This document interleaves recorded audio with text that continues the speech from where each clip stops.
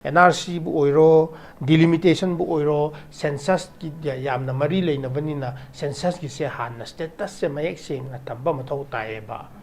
ex chief minister gi home minister address to yuba che du na phajana reflect to bane ba NRC is a separate subject to identify the illegal immigrants and census is a different subject that population has to be enumerated for demographic profile ki damak taneba adu gi du da irang gi maram oni yaro haina mix to deba madi fajana make se na tongan na thamme ba adu gi maram oiduna eina appeal to jining ba se atei te CSO colleague oiro atei te oiro hoji khoni yeng ba ya ba se manipur government na hoji ki census se hanna status se position se NRC ki declare ne ba all political parties clear ne ba census gi si sida moi gi status se mayek sing na thamba mathau tae ba manipur government na CSO sing su sing na mathau tae ba ekhoi 2 days consultative meeting home department na silla kan sida towe chatle attend towe thado in pi gi maike dagi ekhoi yamna harau jai ekhoi na hai ngasi lauri ba JFD na lauri ba 14 CSOs na lauri ba mayam sing su it's a kind of disturbance that will affect the census operations or exercise. This itself is also an indication that census will not be able to be conducted. Timely consultative meeting to the high level. Let the state government recommend to the central government not to do census. Tabi deba. CSO khara ama ani JFD ga 14 CSO do theme aga koraga moidu thembang ama adi atei te singdi macha mani haina Amuka Home Minister ki chamber after 2 days of hectic and comprehensive detailed discussion when the more than opinion of the people of Manipur was very clear, why do Manipur government needs to have a backdoor discussion with those two CSOs? Sina takpadi mubani do thiembang ambata rabadi we can attempt to conduct census haibaneba. For us, census gi later tarbasu Niti Ayog dagi planning commission dagi resource allocation te phangdra tarabasu ekhoi iswai the low uraga ekhoi charaga hingeba. What is more important is the wrong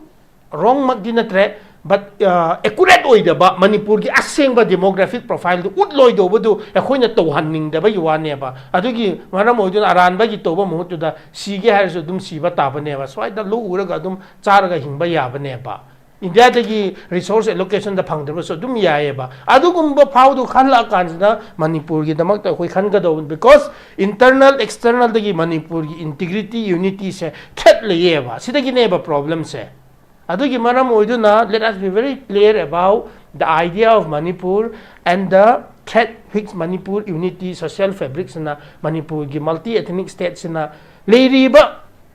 threat mayam sing se phajana identify to ra kan sida kaino step lomin na batarabadi egi wakhan di achumba oigadra while respecting the sentiment of all IDPs and all who have lost life and properties. I also want to appeal to the people of Manipur logically because 2001 census was also manipulated. Manipur is the land of manipulation neba manipulation khadrak heiraba Sigi competition dagi neba ngasi system late bagi maram oina wanomba competition to na is sidagi neba khoi Manipur so is system ama lera kan sidadi khoi system everyone will flow lambi ama lera di Nepali su pangan su Thadou su kuki su maitei su chat paneba sigi lambi nang chat kanu haiba late ba lambi du system du same de bai muhutu da eina khitang khadrak heye eina khitang wanomba heye kalle haina adugi competition to badagi data manipulation ju khunama gi di mo gi hui phau du ming phau di census da happe haiba ne ba Oza Johnson 2001 gi census do da adumain to do na lebani na manipulation se yam wang na lebani na and most importantly ai lochin jage 1967 the 1500 Burmese Kuki refugee gi leye ba sigi position se kadai da le re hang ninge ba 1988 the sulai 2021 gi di biometric law ba somehow biometric di khara law ba Central nasu yabidu na low ba mo gi lising mga tara kun gi status de le yeba whereas 1961 gi matunda hai tare 1967 da 1500 Burmese Kuki refugee neba aduda mi singdu hawkip ngakteneba adugi damakta paisa ni bibadu hawkip neba hol humang hawkip industry minister as well as paukai hawkip outer MP neba adugi illegal immigrant neba moidi maram phajana chandeba sigi foreigner mayam singse ko status hangkiba lebra ngasi 1,500 families in 1967-62 do hojik kaya tara ani basi se AKT gi any Kuki tribe population do chak chana tawa ne moina idea of Zalengam idea of Libensram aduga the Kuki nation adu da singse Manipur da pusila kan sida Thadou gi population da loy na brainwash to duna ngasi Thadou gi masing yamra ba 1881 gi population gi census gi laiwa Thadou khongjai hai ba koi gi furup singse mut khare ba ngasi okay jao adu gi manam o na Thadou gi problem hak tang na te ba si se Meitei desu do satai ngasi Zomi desu tai Mar desu tai Naga desu tai ba za Johnson so we need to push back sigi ideology se ko push back mathau tai sida moi strength se karino hai tara di su sigi su agreement amaro in maram di no mai ko lai pai ra kan sida vote lepa political power militancy political power church sima yan sing na to ra kan sida ngasi hoi naga ne meitei ne Thadou ne pula kan su hoi thengna ba ngam rak ta ba se now is the right time dam lak tige ja za hojik se akan protest mem chathare hojik su ngasi maksu school adagi school di akoi gi thingbadi gaude JFD gi boycott tawbada akoi gi school aduga ana layengi mai gi ising gi thadoi tawbadabu satra mayam ama akoi gi hongnaru ba tawdana su chuti thadokre boycott ki matung da mo akoi gi sigi nimit 3 days among sangdo thadokra hai tare thadokraga su hongnaru ba tawdana school uniform se laga satra mayam lang ngasi maksu koi gi governor gi road se changkhin na ba taw mutam security force na thingdana kotan taw gi bagi koi gi image mayam am ure akan ba protest mai kai khuding mak tegi direction khuding mak tegi satra na harol pi angang ahalaman khaktana changsilappa siga akan ba pressure se lakode gi hujikti MLA gi delegation khara chat kare home minister masa su ada changsilani ha ba form se laire aduna hojik tawriba ngasai gi ada changsiliba kano da laiba post da ar taksiluni haina lakko post da mayam ama thamnari kai haina hai matamda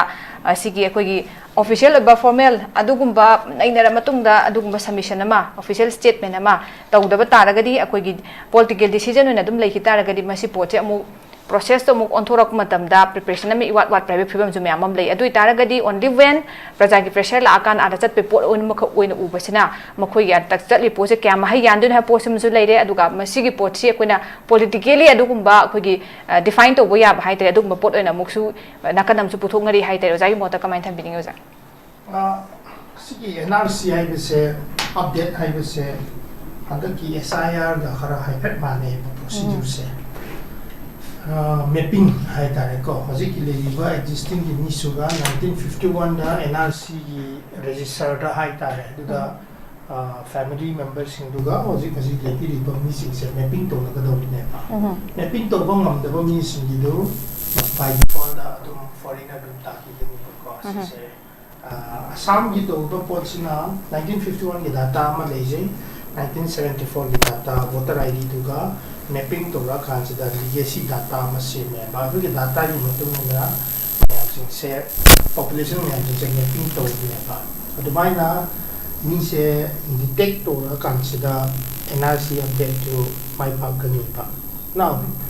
NRC Manipur to ba kuding mak sing se circumstances ama later ba di pak to na de pa example ILPP was second number di matang da pibu no hai citizenship amendment bill la kan sida pirap pa ne pa 2019 da suppose 7 district hai tare 7 districts issue UNC ki congress ki matam du ta sarkar boycott to de gi mana mo dina greater nagaling ki provide ba this and that te to kan sida 7 districts se pi ne pa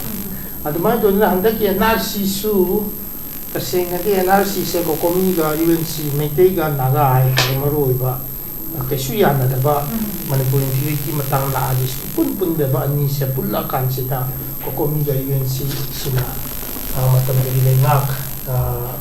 2021 to if I'm not mistaken si se na si se chat han se haira kan sida matam de sarkar ado maru ina luching ba NBA na mana illa kan sida irang la tuing ma to January 2023 da mana puina house the resolution law ra kan sida central leng the thai da Settling on RGI response line Matamdugi Home Secretary to Hoji Governor Ajay Kumar Galagini when so positively Nugi proposals considered to be Adupu All India Oina NRC High Issue for Citizenship Act 1955 Rule 2003 Matungina Saturning proposal of Malay Adubu decision lower 3 Hina now Aina Hajini is a Hoji when NRC High say Matamdugi Lenga ex Chief Minister and Birengi Matamtagi Civil Society Naga Mete Thadou Ate Mayam Pangandu Mayam Pula Kansida Mayam Kipulau Nepa. Now, say NRC say Mitop Handok Nabagi Damakta Nepa, illegal immigrant Nepa. Akoi Thadou Sing Naija say very clear ne Manipura Todo Koding Maxing say Manipur Hogai Haiba Adu Datoge Haiba Sing Jedi Kaisukana Roy status quo Dum Uigani, Mete Lising Mahapada Kukina separate Hangado Basunate. Thadou lising mahatpada ukina separate phangado nate Manipur Hogai haibase khwaigi kanba oiba Naga sim phau ngamdra kansida Manipur Legislative Assembly the NPF se 2012 da pusilakpa ne ba pai leitre school su Nagaland gi board da register toge ngamdre ko aduga election su MP su boycott towe ngamdre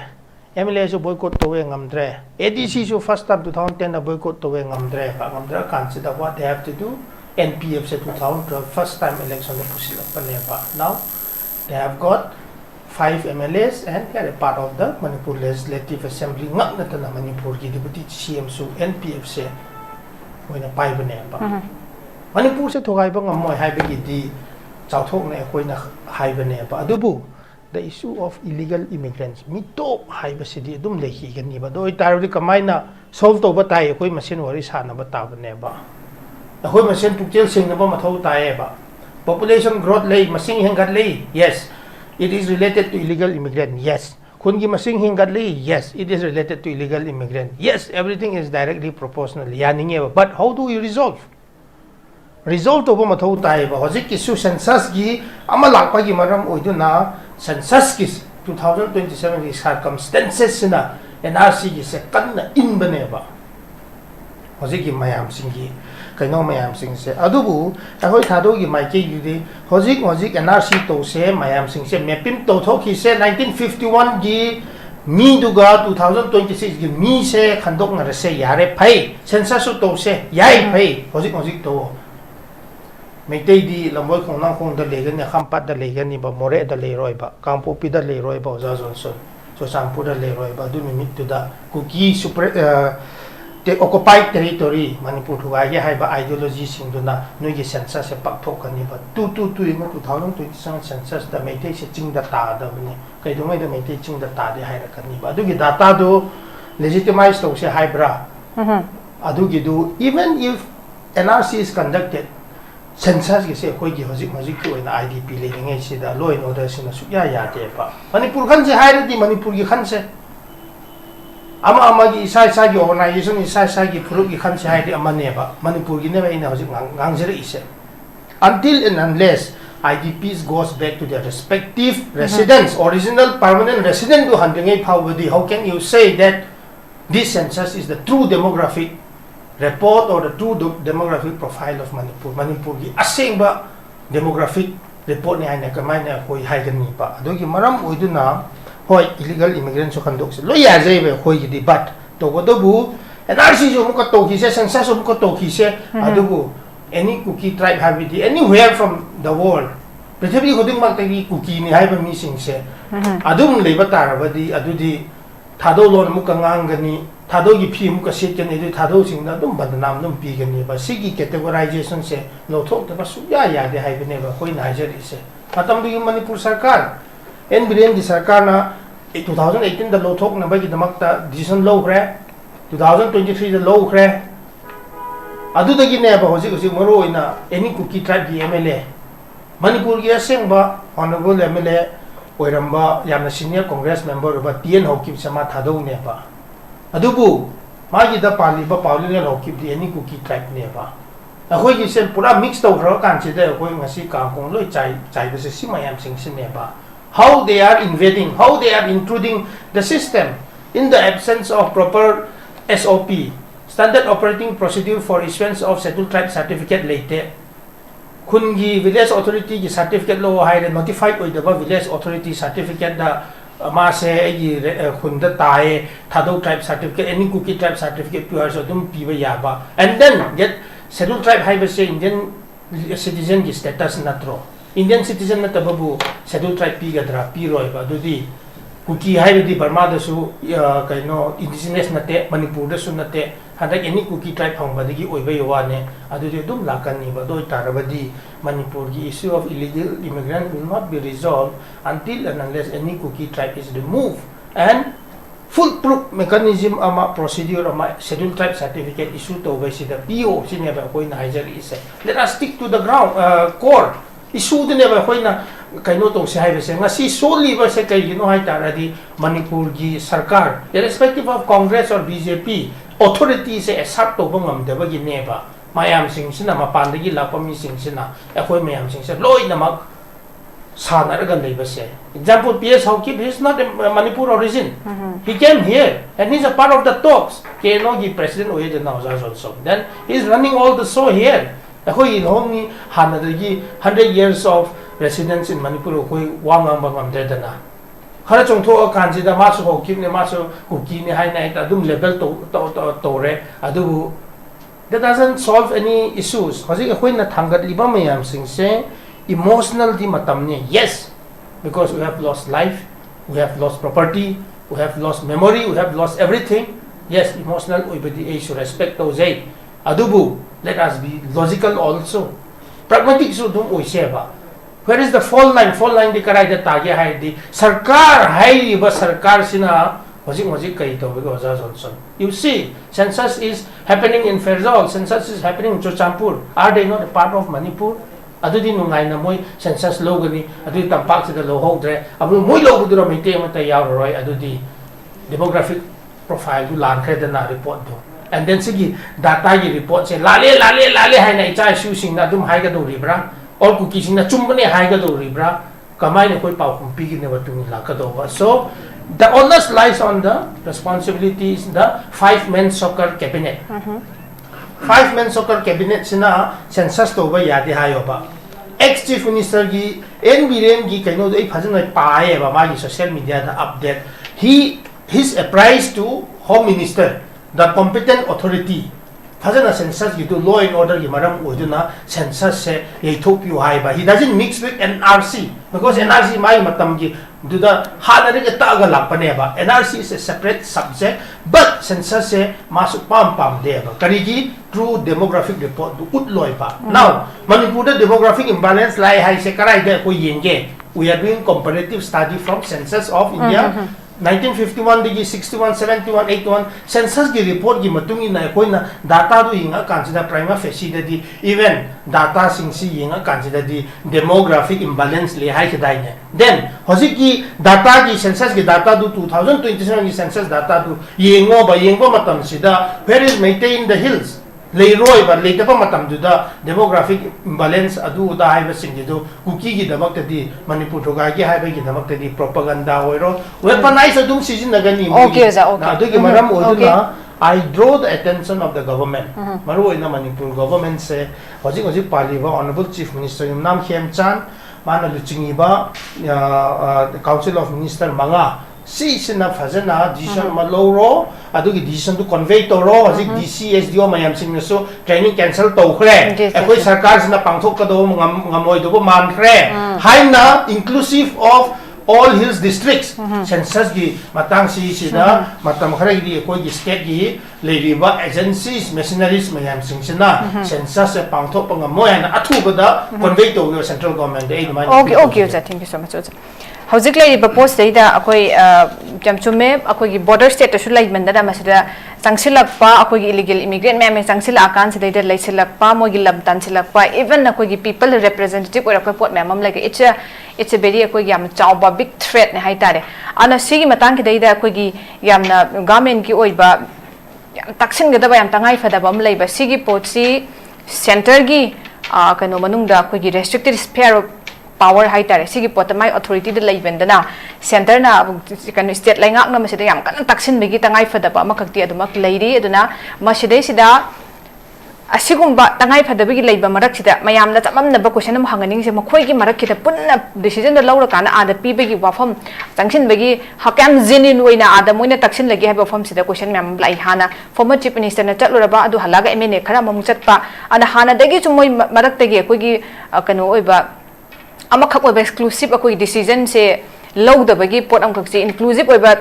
decision am khak low the ba dagi akoi to khai tabe post adu maksu lai aduna mayam gi interest sigi pot sima chungsin na bagi wat mi su ma chaw adum tare aduna sigi matang ki dadi yam kanna center taksin ma thau tu ta bandana adu khujik ju haibai wani oja mekel naswe petang de panbira me hujik mayam se lai post da mayam akoi gi hujik training kai ka satha ba hogu se mayam dagi black last mayam am lakpa akoi gi government ke employee mayam lai ba singi da akoi masidai se yaw ga da ba enumeration gi oga da ba supervise oga da ba field training mayam tong sing ji cancel tong me post mayam am lai ningsing baya asam gi case da akoi gi chief minister na long ki ba initiative ngasai gi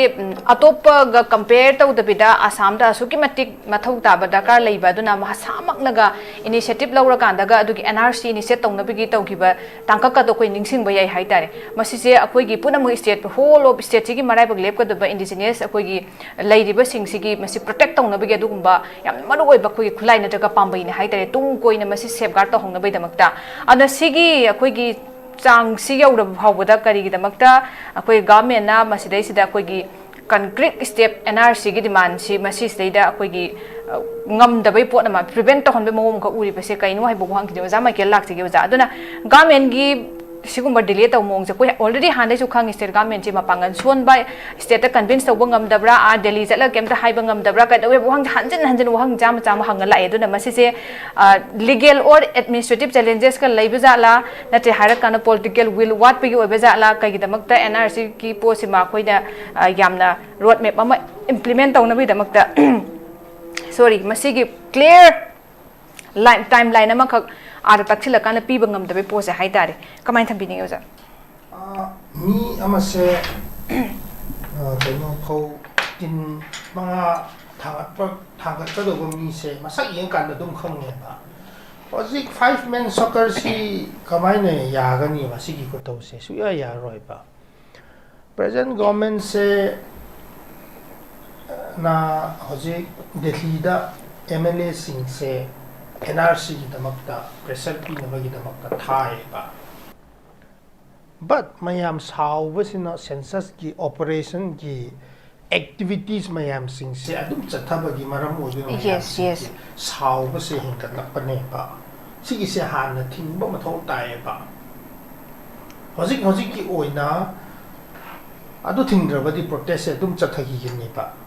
adu protest hek loi rabadi NRC ki se pulap irrespective of all congress su ya bi gre BJP su ya loi ya e ban praja mayam sina karmai na strategy masima kansida all manipur gi apun bagi ama consultative ama phama kansida or all political party meeting ama phama kansida su census gi se chat payai but what is more important now mass protest kari gi no already census operations gi activities mayam singi adum chathabagi ne ba sigi si sida hoji ki sarkar se maroina chief minister maroina council of ministers mi manga se mogi se mam silent oiri ba sigi sine ba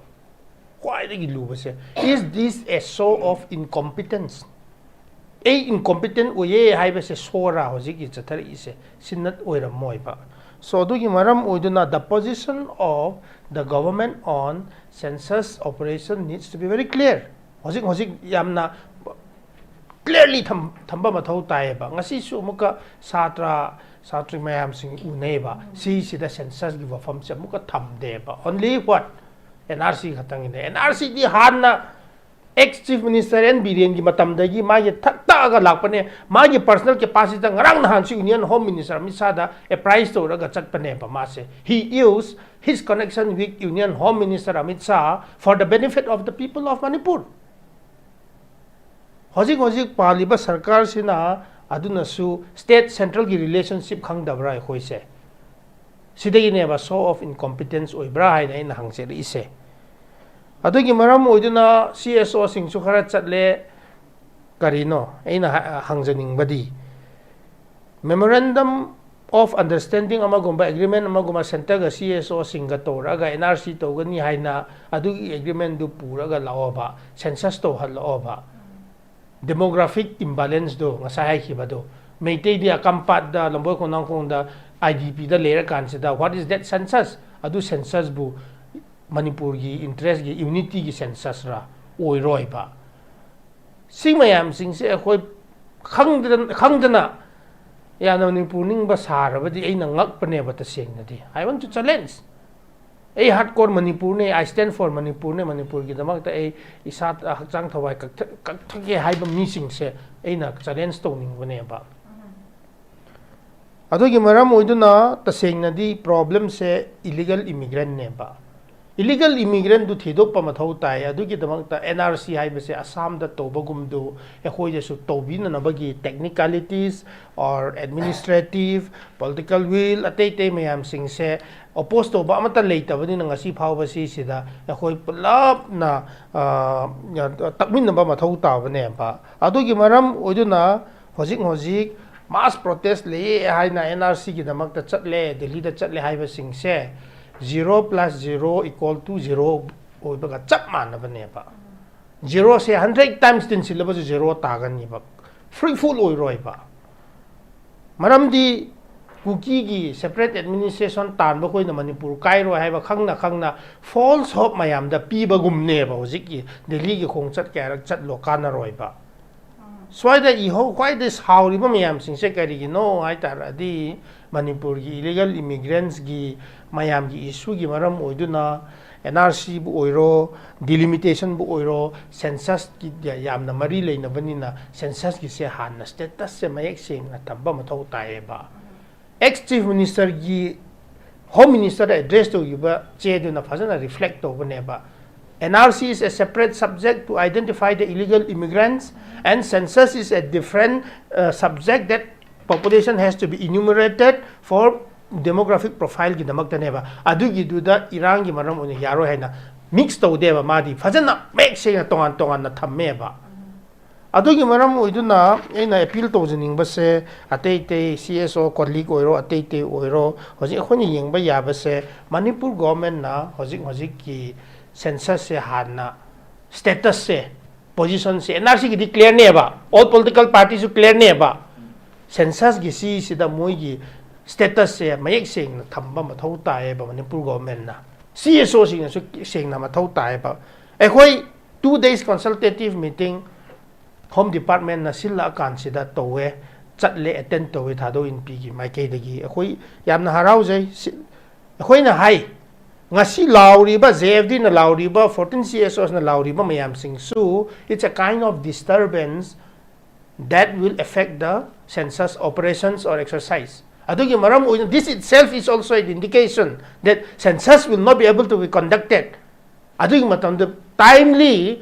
nakoi consultative meeting to the high level let the state government recommend to the central government not to do census high base koina to tabi deba CSO khara ama ani JFD ga 14 CSO do theme aga koraga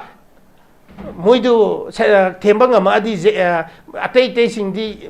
macha mani haina amuka home minister ge chamber after 2 days of hectic and comprehensive detailed discussion when the more than opinion of the people of Manipur was very clear why do Manipur government needs to have a backdoor discussion with those two CSOs sina takpadi mabani do themba ngamba tarabadi we can attempt to conduct census haibaneba for us census gi later tarbasu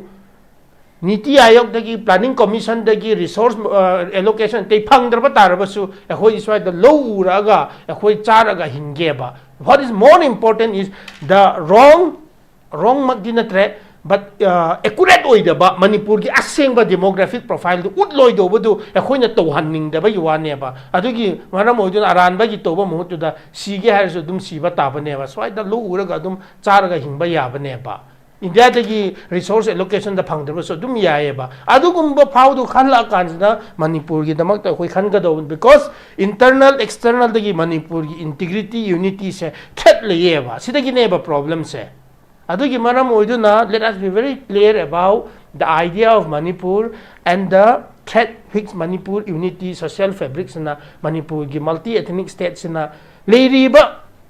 threat mayam sing se fazana identify to ra kan sida kong kaino step lomin na batarabadi egi wa khandadi achumba oigadra while respecting the sentiment of all IDPs and all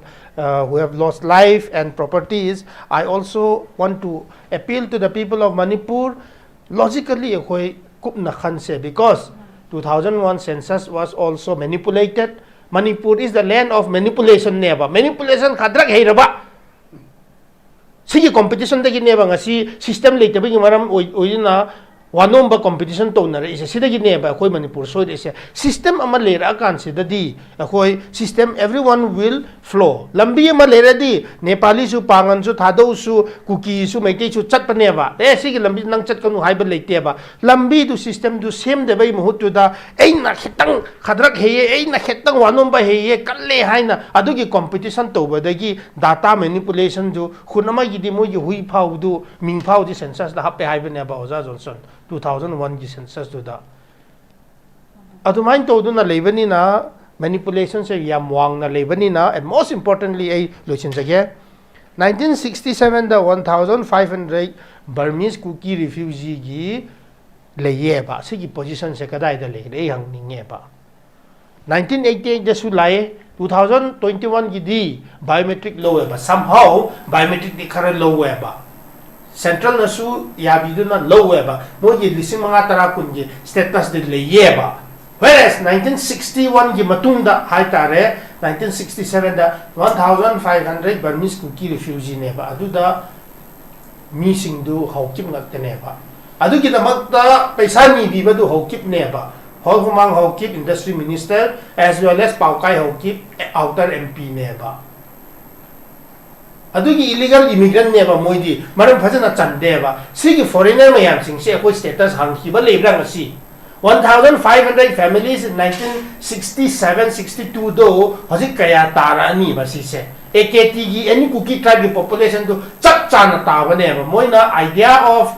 Zalengam idea of Libensram aduga the Kuki nation adu da sing se Manipur da pusila kan sida Thadou gi population da loy na brainwash to duna ngasi Thadou gi masing yamra ba 1881 gi population gi census gi laiwa Thadou khongjai hai ba koi gi furup sing se mut khare ba ngasi okay za adu gi manam o na Thadou gi problem khak tak na te ba si se meitei de su do sa tai ngasi zomi de su tai ma de su tai naga de su tai ba za johnson so we need to push back sigi ideology se ko push back mathau tai sida moi strength se karino hai tara di su sigi su agreement maro in maram di no mai ko lai pai ra kan sida vote lepa political power militancy political power church simayam sing na to ra kan sida ngasi hoi naga ne meitei ne Thadou ne pul kan su hoi theng na ba ngam ta ba se now is the right time to fight back sigi Kuki gi supremacist ideology which is a threat potential threat to the unity and integrity of Manipur. Say, we put up fight to him, but I might have said. Okay, thank you so much. Aroi ba I Oza Johnson, I am present and video. Oza Michael Lamjathang so. Manipur present na 12 Manipur Legislative Assembly sida mandate piri wase BJP the PU neba 32 MLAs. Ado so absolute majority neba. We don't give mandate to NPF. We don't give mandate to NPP. We give full mandate to BJP, the PA, and this will expire on 15 March 2027. They still have some more time. See the curricular arrangement or the NPF amada NPP amada cabinet pira kanda do sumi mga manum anise meet up the pitokreba. Is this the aspiration of the people of Manipur? Aduga hozik iho irang la kan sida this 32 absolute majority Manipur praja mayamna March 15 2027 phau da Manipur Legislative Assembly da koina thagat iba mihut sing sina mathau je tawra kan sida central leadership na sanabagira or moi masen yanadabagi asom na disan loba ngamdabagira sigi se fajana postmortem to ba mathau tae ba natrabadi 13 Manipur Legislative Assembly lakani for 5 years adu dasu sigumba state center state relationship se amuka soira kadra double engine ne higher consider central to BJP, state to BJP, oina. Why do they have to wait for the public outcries minor? Okay, so sir. Manipur ki prajana mandate pira pai matungina BJP da full mandate pira pai matungina atopa party da appeasement to gira kanu. No party sina Manipur praja mayamna people of Manipur trust BJP, people of Manipur trust leadership. Adu ki matungina fajana lokhat piba mathau tai 8 Okay, sir. Thank you so much.